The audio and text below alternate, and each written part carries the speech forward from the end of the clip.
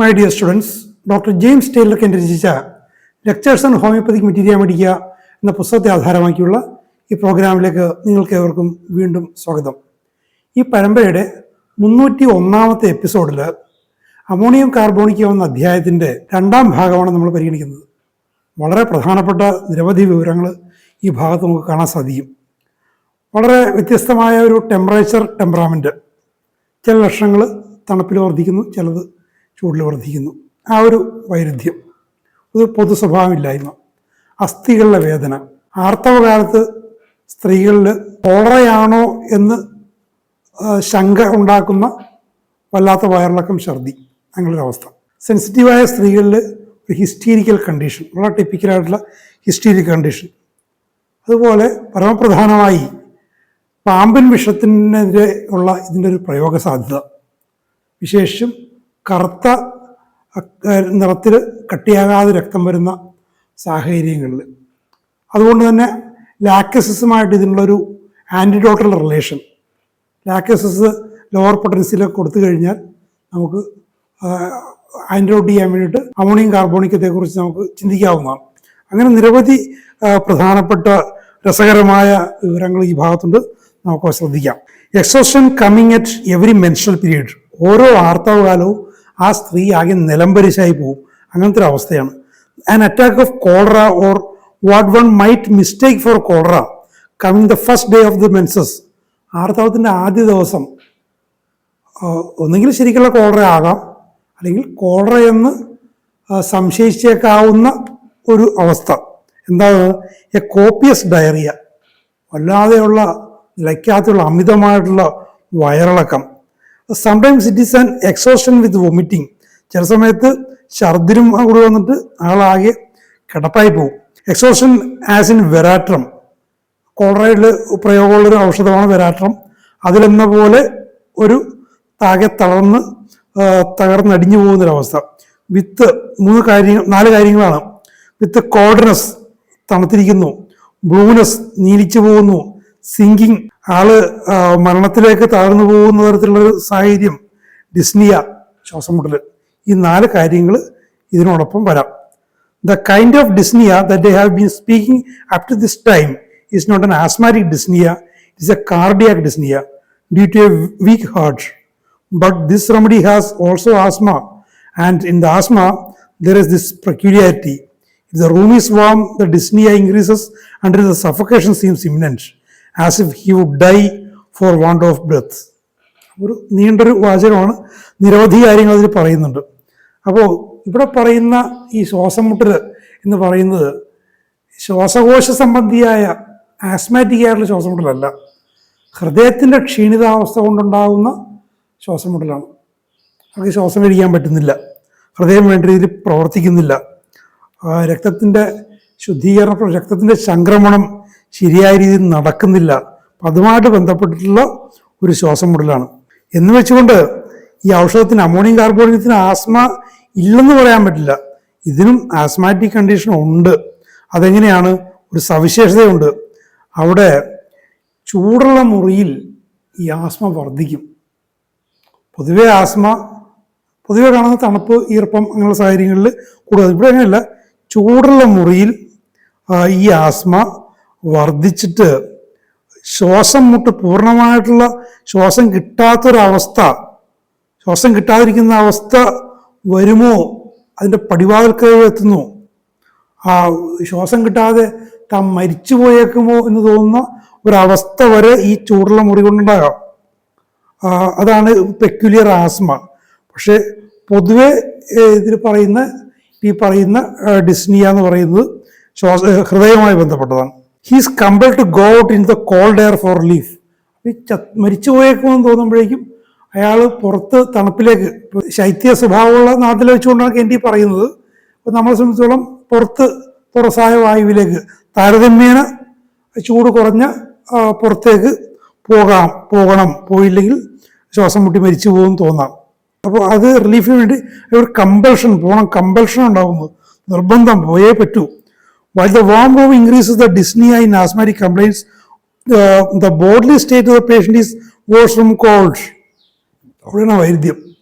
ഈ ആസ്മ ശ്വാസകോശമായിട്ട് ബന്ധപ്പെട്ട അല്ലെ ഹൃദയമായിട്ട് ബന്ധപ്പെട്ട ശ്വാസം കിട്ടാൻ പ്രയാസമുള്ള ഈ ഒരു അവസ്ഥയിൽ പുറത്തു പോകണം, ചൂട് കുറഞ്ഞ തണുത്ത അന്തരീക്ഷത്തിലേക്ക് പോകണം എന്ന് നിർബന്ധമുണ്ടെങ്കിലും ഈ അമോണിയം കാർബോണിക്കും രോഗിയുടെ പൊതുസ്ഥിതി അനുസരിച്ച് അയാളുടെ ശാരീരിക പ്രശ്നങ്ങൾ, പിന്നീട് തലവേദനയെക്കുറിച്ച് പറയുന്നുണ്ട്, ഈ പ്രശ്നങ്ങളൊക്കെ ഈ പുറത്തേക്ക് പോകുമ്പോൾ, തണുപ്പിലേക്ക് പോകുമ്പോഴാണ് വർദ്ധിക്കുന്നത്.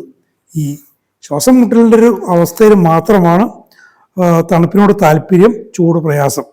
The complaints of the body and the head aches are worse from cold. ശരീരപ്രശ്നങ്ങളും തലവേദനകളും തണുപ്പ് കൊണ്ട് വർദ്ധിക്കുകയാണ് ചെയ്യുന്നത്.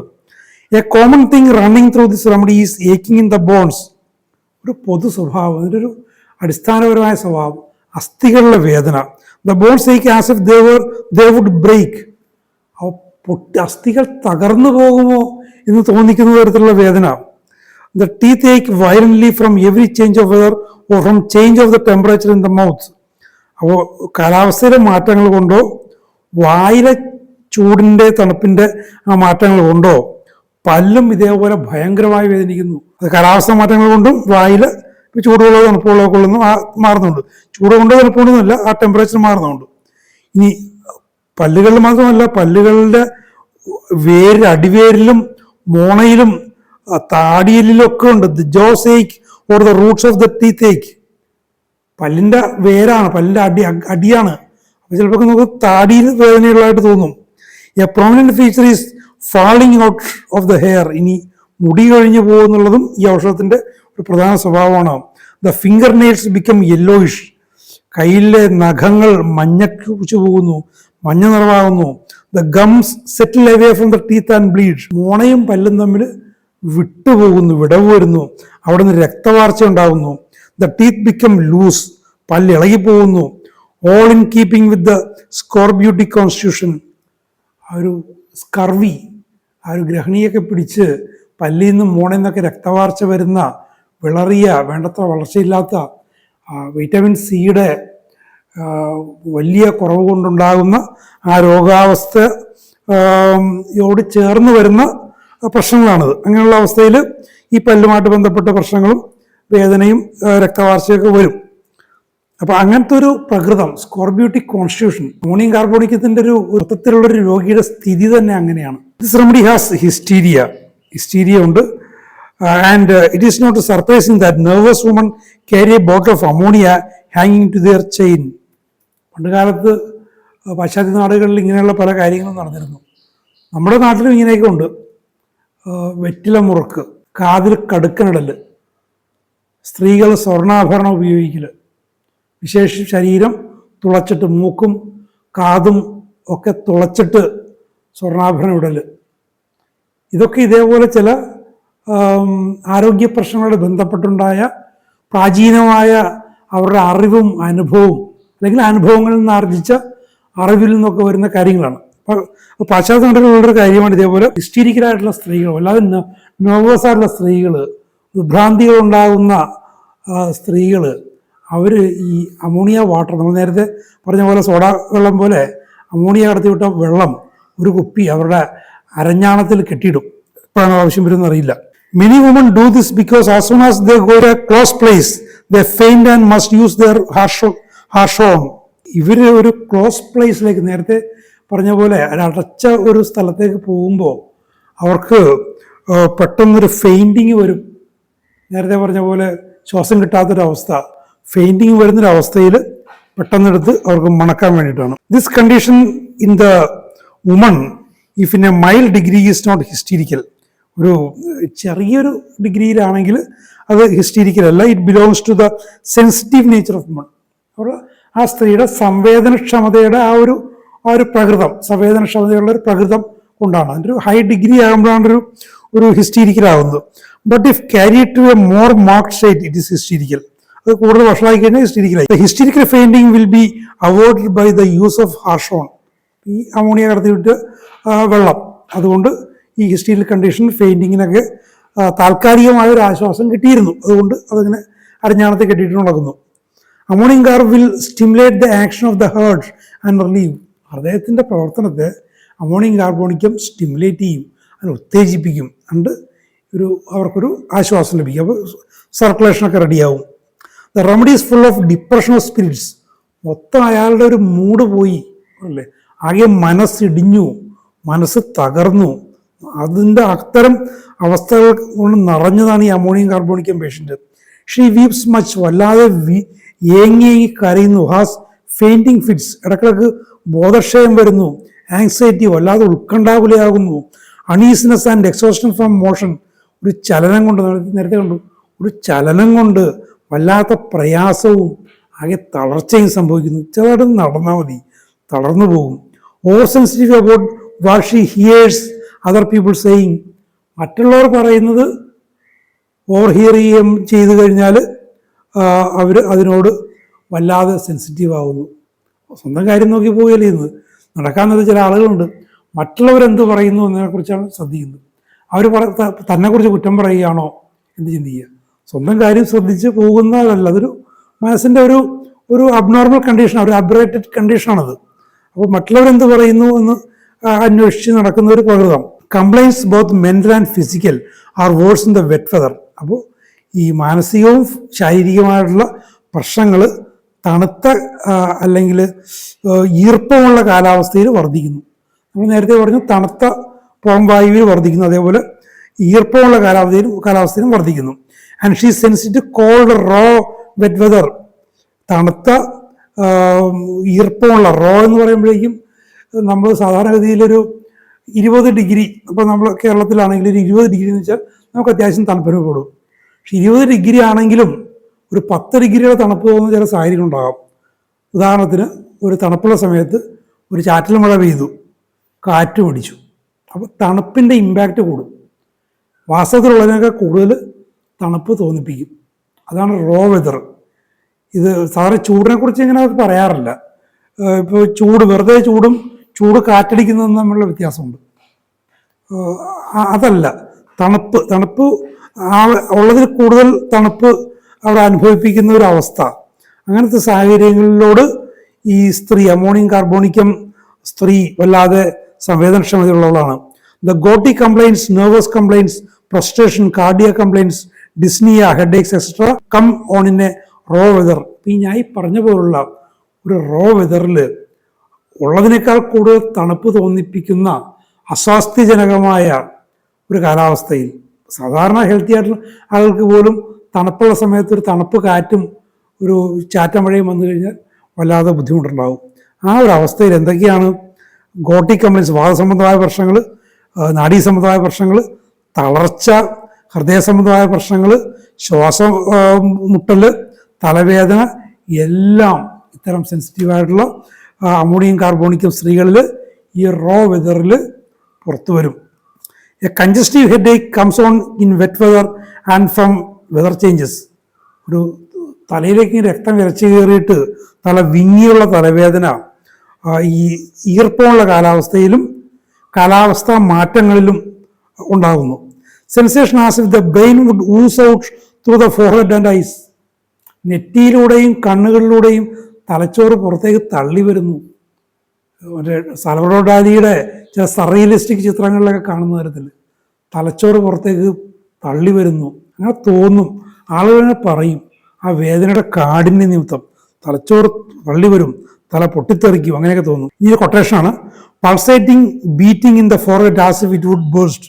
അപ്പോൾ അതുകൊണ്ട് ബന്ധപ്പെട്ടാണ് നെറ്റിയിൽ വിങ്ങൽ അവിടെ അടിക്കുന്ന പോലെ, നെറ്റി പൊട്ടിത്തെറിക്കുമോ എന്ന് തോന്നുന്ന പോലെ. The headache is worse from stepping, especially the head aches that come at the menstrual period. അപ്പോൾ ഈ അടിവെച്ച് നമ്മൾ അടിവെച്ച് കയറുമ്പോൾ, അങ്ങനെ കയറുമ്പോൾ തലവേദന വർദ്ധിക്കും. അത് വിശേഷിച്ച് എപ്പോഴാണ് ആർത്തവകാലത്തുള്ള തലവേദന. സ്റ്റെപ്പ് ചെയ്യുമ്പോൾ, അടിവെച്ച് കയറുമ്പോൾ, അടിവെച്ചിറങ്ങുമ്പോഴാണെങ്കിൽ അടിവെച്ച് കയറുമ്പോഴാണ് പൊതുവെ സ്റ്റെപ്പ് എന്ന് പറയാറ്. ആ ഒരു സാഹചര്യങ്ങളിൽ വർദ്ധിക്കും. Headache worse in the morning. തലവേദന രാവിലെയാണ് മോശമാകുന്നത്. This medicine in such headaches with the symptoms I have described shows its antidotal relation to lachesis. ഈ ഒരു സാഹചര്യത്തിൽ തലവേദനയെക്കുറിച്ച് ഇത്തരം ഈ നേരത്തെ പറഞ്ഞ തരത്തിലുള്ള സ്വഭാവ വേദനകളിലും നേരത്തെ പറഞ്ഞിട്ടുള്ള തലവേദനയായിട്ട് ബന്ധപ്പെട്ടുള്ള ലക്ഷണങ്ങളിലും നമുക്ക് മനസ്സിലാക്കാവുന്ന ഒരു കാര്യം എന്താണെന്ന് വെച്ചാൽ ലാക്ടസിനെ നിർവീര്യമാക്കാനുള്ള അമോണിയം കാർബോണിക്കത്തിൻ്റെ ഒരു കഴിവ്. കാരണം ലാക്ടസിലുണ്ട് ഇതേ പ്രശ്നം. Because lachesis produces all this state of frustration. ഇങ്ങനെ തലവേദനയൊക്കെ വന്നിട്ട് ആകെ തളർന്നടിഞ്ഞു പോകുന്നൊരവസ്ഥ ലാക്ടസിലും ഉണ്ട്. In the old text books you will notice this expression. ഈ പഴയ മെറ്റീരിയൽ ടെക്സ്റ്റുകളിൽ കാണുന്ന ഒരു തരം, അപ്പോൾ ആ വാക്ക് അത് ശ്രദ്ധിക്കാം. Inimical to lachesis. ഇനിമിക്കൽ, ലാക്ടസിന് ഇനിമിക്കൽ. എന്താണ് ഇനിമിക്കൽ എന്നുള്ളതിൻ്റെ അർത്ഥം? This means when lachesis has been given in high potency and has acted curatively, ammonium carb is not likely to act curatively after it. ഒരൗഷധം, ഉദാഹരണത്തിന് ലാക്ടസിസ്, അത് വേണ്ടത്ര ഉയർന്ന പൊട്ടൻസിയിൽ കൊടുക്കുകയും അതിനൊരു രോഗശമനപരമായ ഗുണപരമായ ഒരു ഫലം ഉണ്ടാകുകയും ചെയ്തതിന് ശേഷം അമോണിയം കാർബോണിക്കം കൊടുത്താൽ അത് പ്രവർത്തിക്കില്ല. ഇതാണ് ഇനിമിക്കൽ എന്ന് പറയുന്നതിൻ്റെ അർത്ഥം. And is sometimes capable of disturbing the case. ചില സമയത്ത് ആ കേസിനെ മൊത്തം അലങ്കോലമാക്കി കളയും. എനിക്ക് തോന്നുന്നു മിക്കവാറും അത് ചെയ്യുമെന്നാണ് തോന്നുന്നു. കാരണം ആ ഡോസ് തന്നെ, ലാക്ടസിസ് തന്നെ അനാവശ്യമായിട്ട് റിപ്പീറ്റ് ചെയ്ത ഒരു തരത്തിൽ അത്തരത്തിലുള്ള ഫലമാണ് ഉണ്ടാകുന്നത്. അനാവശ്യമായിട്ടുള്ള റിപ്പീറ്റേഷൻ കൊണ്ട് കേസ് കുളമായി പോകും. അപ്പം അങ്ങനത്തെ ഒരു കുളമാകൽ ഈ ഇനിമിക്കൽസ് കൊടുത്താലും ഉണ്ടാകും. ഇവിടെയാണെങ്കിൽ ലാക്ടസിൻ്റെ ക്യൂറേറ്റീവ് ആക്ഷന് ശേഷം അമോണിയം കാർബ് കൊടുത്താലും ഉണ്ടാകും. അപ്പോൾ അത് ശ്രദ്ധിക്കുക. Confusing it and mixing up the symptoms. ലക്ഷണങ്ങൾ മിക്സ് ചെയ്യും. കാരണം ഓൾറെഡി ഒരു വൈറ്റാലിറ്റിയുടെ റിയാക്ഷൻ കൊണ്ടുണ്ടായ ലക്ഷണങ്ങളുണ്ട്. ഇനി അതേ ലക്ഷണങ്ങൾ ഉണ്ടാക്കാൻ കെൽപ്പുള്ള ഔഷധം വീണ്ടും കൊടുക്കുക ചെയ്യുന്നത്. അപ്പോൾ ഒരേ തരത്തിലുള്ള രണ്ട് തരത്തിൽ വന്ന സമാന ലക്ഷണങ്ങൾ തമ്മിൽ ഇടകലർന്നു പോകും. അപ്പോൾ കേസ് കുളമാകും. വൈറ്റാലിറ്റി കൺഫ്യൂഷനായി പോകും. ഇതെന്താണ് സംഭവിക്കുന്നത്? അപ്പോഴേക്കും അതെങ്ങനെ പിന്നീട് റിയാക്ട് ചെയ്യുമെന്ന് പറയാൻ പറ്റില്ല. അപ്പോൾ അതാണ് അതിൻ്റെ ഒരു പ്രശ്നം. അപ്പോൾ ഇനിമിക്കൽസ് കുറിച്ച് ചിന്തിക്കുമ്പോൾ നിങ്ങൾ ഇത്തരം കാര്യങ്ങൾ ഓർക്കണം. But when lachesis has been given in too low potency. ഇനി മറ്റൊരു സാഹചര്യം, ലാക്ടസിസ് നമ്മുടെ അറിവില്ലായ്മ കൊണ്ടോ തെറ്റിദ്ധാരണ കൊണ്ടോ വളരെ താഴ്ന്ന പൊട്ടൻസിയിൽ കൊടുത്തു. അപ്പോൾ എന്ത് സംഭവിക്കും? And the patient has been poison with the crude medicine. Crude medicine കൊണ്ട് വിഷബാധയാണ് അവിടെ മസിലുണ്ടാകുന്നത്. അവിടെ വൈറ്റാലിറ്റിയെ ഉണർത്തി ഹീലിംഗ് ഉണ്ടാക്കുകയല്ല ചെയ്യുന്നത്. വൈറ്റാലിറ്റിയുടെ മേൽ ഹാർഷായിട്ടുള്ള രൂക്ഷമായിട്ടുള്ള പ്രയോഗം, വിഷപ്രയോഗമാണ് സംഭവിക്കുന്നത്. ലാക്ടസിന് ആരും കൊടുത്തിട്ടുണ്ടെന്നറിയില്ല. പക്ഷേ ആർസനിക് ആൽബം ഇതേപോലെ ക്രൂഡ് ഫോമിൽ വിഷമായിട്ടുള്ളൊരു വസ്തു ലോവർ പൊട്ടൻസിയിൽ കൊടുത്ത സംഭവങ്ങൾ ഞാൻ ഒന്നിലധികം തവണ പറഞ്ഞിട്ടുണ്ട്. അത് വീണ്ടും പറയാൻ ആഗ്രഹിക്കുകയാണ്. ഇത്തരം കാര്യങ്ങൾ സംഭവിക്കുന്നുണ്ട്. ലാക്ടസിസ് കൊണ്ടങ്ങനെ സംഭവിച്ചു കഴിഞ്ഞാൽ നമുക്ക് അമോണിയം കാർബണേറ്റ് ഉപയോഗിക്കാം. അത് അവിടെ ആൻറ്റിഡോട്ടാണ്. ഹൈ പൊട്ടൻസി കൊണ്ട് ക്യൂറേറ്റീവ് ആക്ഷൻ ഉണ്ടായ ശേഷം കൊടുക്കാൻ പാടില്ല. കാരണം അവിടെ ഇനിമിക്കൽ ആക്ഷനാണ്. പക്ഷെ ഇങ്ങനെ ലോവർ പൊട്ടൻസി കൊണ്ട് പോയിസണിങ് ഉണ്ടായിക്കഴിഞ്ഞാൽ ആൻറ്റിഡോട്ടൽ ആക്ഷൻ കിട്ടും. ആൻറ്റിഡോട്ടൽ നിന്നും ഇനിമിക്കൽ നിന്നും പറയുമ്പോൾ അതിൻ്റെ സൂക്ഷ്മമായ വ്യത്യാസം എന്താണെന്നുള്ളത് ശരിക്കും മനസ്സിൽ കരുതിക്കൊള്ളാം. പലപ്പോഴും സങ്കീർണമായ രോഗാവസ്ഥകളിൽ, പഴകിയ രോഗാവസ്ഥകൾ മാനേജ് ചെയ്യുമ്പോൾ ഈ ആൻറ്റിഡോട്ടലും കോംപ്ലിമെൻറ്റിങ്ങും ഇനിമിക്കൽസിൻ്റെ കാര്യമൊക്കെ വളരെ ശ്രദ്ധിക്കേണ്ടി വരും. എൻ്റെ കയ്യിലുള്ള കെൻറ്റിൻ്റെ റെപ്പർട്ടറിയുടെ കീഴിലും ബോറിക്കിൻ്റെ മെറ്റീരിയൽ മെഡിക്കാക്കം റെപ്പർട്ടറിയുടെ അവസാനവും ഒരു ലിസ്റ്റുണ്ട്. എല്ലാ ഔഷധങ്ങളുടെയും, പ്രധാനപ്പെട്ട എല്ലാ ഔഷധങ്ങളുടെയും അതിൻ്റെ കോംപ്ലിമെൻ്ററി, ഫോളോയിങ് വെല്ല്, ഇനിമിക്കൽസ്, ആൻറ്റിഡോട്ട്സ് ശ്രദ്ധിക്കുന്നത്. This remedy then becomes an antidote used in a high potency. ഉയർന്ന പൊട്ടൻസിയിൽ കൊടുക്കണം. അപ്പോഴാണ് ക്രൂഡ് ഇതിനെതിരെ ആൻറ്റിഡോട്ടൽ ആക്ഷൻ വരുന്നത്. Because of the similarity in its action. അതുകൊണ്ടാണല്ലോ ആൻറ്റിഡോട്ടൽ ആകുന്നത്, സിമിലാരിറ്റി കൊണ്ട് തന്നെയാണ്. It will overcome many of the poisonous symptoms of the case. ആ കേസിൻ്റെ ലാക്ടസിസ് കൊടുത്തുണ്ടാകുന്ന ആ പോയിസണിങ്ങിൻ്റെ പല എഫക്റ്റുകളെയും അമോണിയം കാർബോണിക്കം നിർവീര്യമാക്കും. If you will examine the appearance of people who have been bitten by snakes, പാമ്പ് കടിയേറ്റ ആളുകൾ നിങ്ങൾ നിരീക്ഷിച്ചിട്ടുണ്ടെങ്കിൽ, and then examine the pathogenesis of this remedy, ഇത് ശരീരത്തിനുള്ളിൽ ആന്തരികമായി രക്തത്തിലും മറ്റുമൊക്കെ ഉണ്ടാക്കുന്ന മാറ്റങ്ങളെക്കുറിച്ച് നിങ്ങൾ പഠിച്ചു കഴിഞ്ഞാൽ you will see a great similarity between them. Lachesis എന്നുള്ള വിഷത്തിൻ്റെയും പാമ്പിൻ വിഷത്തിൻ്റെയും അമോണിയം കാർബോണിക് എന്നുള്ള സാധാരണ ഒരു രാസവസ്തുവിൻ്റെയും പ്രവർത്തനത്തിലുള്ള ആ ഒരു സമാനതകൾ നിങ്ങൾക്കപ്പോൾ മനസ്സിലാകും. It is well known that this remedy has had repeated use in snake bites. സർപ്പദംശനങ്ങളിൽ, പാമ്പുകടിയിൽ ഇതിന് ആവർത്തിച്ചുള്ള ഉപയോഗം ഉണ്ടായിട്ടുണ്ട് എന്നുള്ള കാര്യം വളരെ പ്രസിദ്ധമാണല്ലോ എന്ന് കണ്ടു പറയുകയാണ്. ഇത് വായിച്ചു കഴിഞ്ഞപ്പോൾ ഞാനതിനെക്കുറിച്ച് അന്വേഷിച്ചു. അപ്പം അന്ന് നെറ്റൊന്നും ഇല്ലാത്ത കാലഘട്ടമാണല്ലോ. വിശേഷിച്ചും എൻ്റെ ഒരു സുഹൃത്ത്, ഞാൻ നേരത്തെ പറഞ്ഞിട്ടുണ്ട്, ഞാൻ ഓർഗൻ എൻ്റെ കയ്യിൽ കിട്ടാൻ കാരണക്കാരനായ സുഹൃത്ത്, അന്ന് പുള്ളി MSc സുവോളജി പഠിക്കുകയാണ്, സാനു, മരിച്ചുപോയി അദ്ദേഹം 2 വർഷങ്ങൾക്ക് മുമ്പ്. അദ്ദേഹത്തോട് ഞാൻ ഇത്തരം കാര്യങ്ങൾ ചോദിക്കുന്നത്. അദ്ദേഹം ലൈബ്രറിയിൽ പോയി വലിയ വായനയുണ്ടായ മനുഷ്യനാണ്. റാം തേവര സേക്രഡ് ഹാർട്ട് കോളേജിലാണ് പഠിച്ചിരുന്നത് സുവോളജിക്ക്. പ്രഗത്ഭനായ പ്രൊഫസർമാരുടെ കീഴിലായിരുന്നു പഠനം. അപ്പോൾ പ്രൊഫസർമാരോട് ചോദിച്ചും ലൈബ്രറിയിലെ ഈ സർപ്പങ്ങളെ സംബന്ധിച്ചുള്ള പുസ്തകങ്ങളൊക്കെ വായിച്ചും അദ്ദേഹം എനിക്ക് പറഞ്ഞു തന്നത് ചിലതരം അണലികൾ, കേരളത്തിലും കാണുന്ന, അല്ലെങ്കിൽ ഇന്ത്യയിൽ പൊതുവെ കാണുന്ന ചിലതരം അണലികളും കൂടുതലായിട്ടും ആഫ്രിക്കയിൽ കാണുന്ന ചിലതരം പാമ്പുകൾ, നമ്മളുടെ മൂർഖനോടൊക്കെ സാമ്യമുള്ള ചിലതരം പാമ്പുകൾ, ഇതിൻ്റെയൊക്കെ വിഷത്തിനോടാണ് ഇതിനൊരു സാമ്യം പറഞ്ഞു തന്ന. അതായത് കറുത്ത നിറത്തിൽ രക്തം, ഇരുണ്ട നിറത്തിൽ രക്തം വരുന്നു, അത് കട്ടയാകുന്നില്ല. അണലിയുടെ വിഷമായിട്ട് ഇതിന് ബന്ധമുണ്ട്, വിശേഷിച്ചും കറുത്ത നിറത്തിൽ രക്തം വരുമ്പോഴുള്ള സാഹചര്യം. ഇനി എൻ്റെത് കുറച്ചുകൂടി വിശദമായിട്ട് പറയുന്നുണ്ട്. Evidently it did not save all of them. ഇത് എല്ലാവരെയും ഇത് രക്ഷിച്ചിട്ടില്ല. ഈ സാഹചര്യത്തിൽ കൊടുത്തിട്ട് അമോണിയം കാർബ് കൊടുത്തിട്ട് എല്ലാവരെയും ഈ ഔഷധം രക്ഷിച്ചിട്ടില്ല. But it must have done something for those cases. അത്തരം കേസുകളിൽ എന്തെങ്കിലും അത് ചെയ്തിട്ടുണ്ടാവും. അങ്ങനെയുള്ളൊരു ജീവനും മരണത്തിനോടെയുള്ള ഒരു നൂൽപ്പാലത്തിലൂടെ കടക്കുമ്പോൾ എന്തെങ്കിലും ഒരു താങ്ങ് കിട്ടുന്നത് നല്ലതായിരിക്കുമല്ലോ.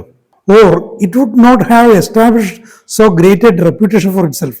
അപ്പം അങ്ങനെ എന്തെങ്കിലും ചെയ്തില്ലായിരുന്നെങ്കിൽ അമോണിയം കാർബോണിക്കത്തിന്, പാമ്പിൻ വിഷത്തിനെതിരെയുള്ള പ്രയോഗത്തിൽ ഇത്രയ്ക്കൊരു റെപ്യൂട്ടേഷൻ, ഒരു സ്ഥാനവും ഒരു സൽപ്പേരും കിട്ടുമായിരുന്നില്ലല്ലോ എന്ന് പറയുകയാണ് എൻ്റെ.